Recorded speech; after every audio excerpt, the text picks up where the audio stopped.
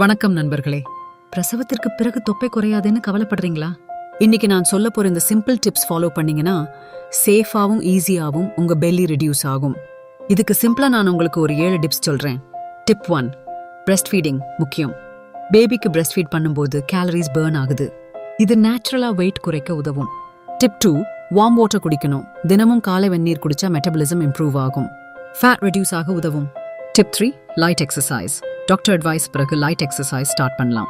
Walking, simple stretching ரொம்ப help ஆகும். Tip 4, healthy food oil, junk food.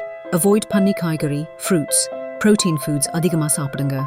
Tip 5, belly binding cloth. சிலர் cloth use பண்ணி tummy tight வைக்கிறாங்க. இது மசில் சப்போர்ட் பண்ணும். டிப் 6, நல்ல தூக்கம். ஸ்லீப் குறைஞ்சா வெயிட் குறையாது. பேபி தூங்கும் போது நீங்களும் ரெஸ்ட் எடுக்கணும். டிப் 7, பேஷன்ஸ் முக்கியம். ஒரு நாள் இல்ல ஒரு வாரத்தில் சேஞ்ச் வராது. ஸ்லோவா தான் ரெடியூஸ் ஆகும்.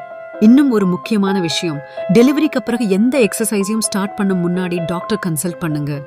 இந்த வீடியோ உங்களுக்கு யூஸ்ஃபுல்லா இருந்தா லைக் பண்ணுங்க. இன்னும் பேபி கேர் வீடியோஸ் பார்க்க சப்ஸ்கிரைப் பண்ணுங்க. நன்றி.